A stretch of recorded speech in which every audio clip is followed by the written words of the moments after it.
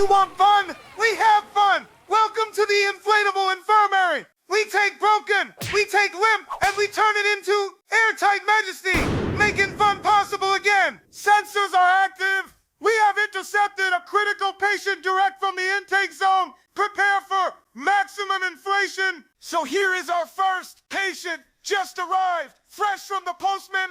Let's look inside! Inside! Inside! Inside! Inside! Inside! Inside! You want inside! Fun! And stop. This AI slop is getting out of hand. Welcome to the Inflatable Infirmary. This is where we take your inflatables and fix them.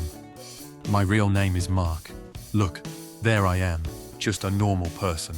I'm not using my real voice, as I find it hard to talk clearly, so a text-to-speech is what I shall use. Hey, video Mark, go back to the door.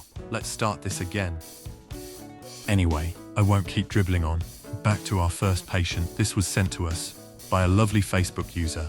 This is an inflatable sensory chair, often called a P-pod or Comforter Canoe, designed for kids who benefit from deep pressure therapy, like those with autism or ADHD. When a child sits inside, the tight inflatable sides wrap around them like a firm, continuous hug. This gentle squeezing sensation helps calm their nervous system, reduces feelings of anxiety, and provides a cozy, secure space for reading or relaxing. This one comes with a leak. Let us see how fast it deflates over 2 hours. Fun fact: the first inflatable boats were made from animal bladders over 3,000 years ago. The side nearest to us seems to be going down. Let's look closer at that. I have found an area where I can feel air rushing out. You can see a tiny split in the material. This is at one of the very top corners.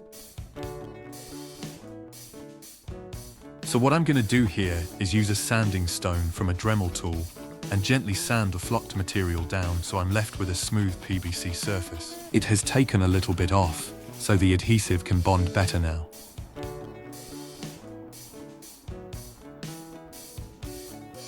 Time for the adhesive. I'm using the vinyl cement called HH66. We are going to dab our slightly wet brush on the area, trying to fill in the hole. This part is sped up, as it takes a bit of brushing.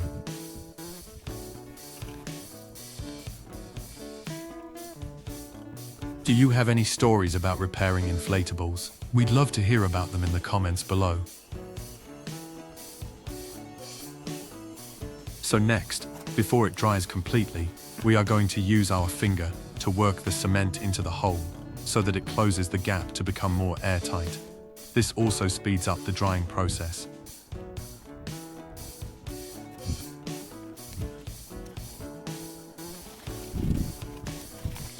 We want to get these videos right for you all.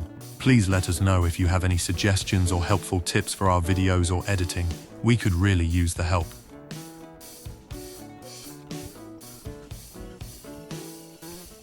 If you like videos with close-ups of fingers manipulating some vinyl, then subscribe for all your finger and vinyl needs.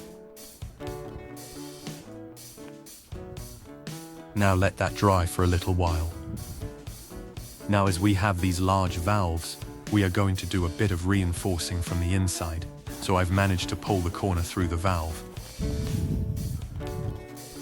If this sensory canoe were to go into the skip today because of this tiny hole, it would literally outlive our great-great-grandchildren.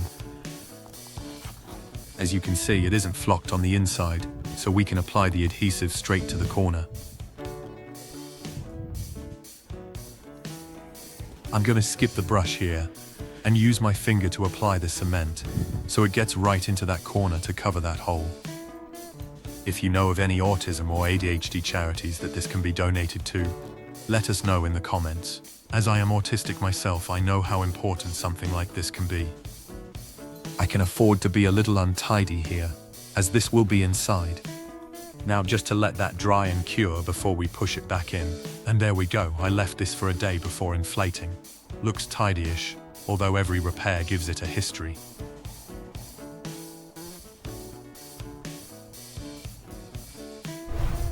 And there we have it all fixed. This has been out for 24 hours now, and no signs of air loss. I also went around and touched up the remaining corners to stop them from having the same fate. It seems to be a bit of a design defect.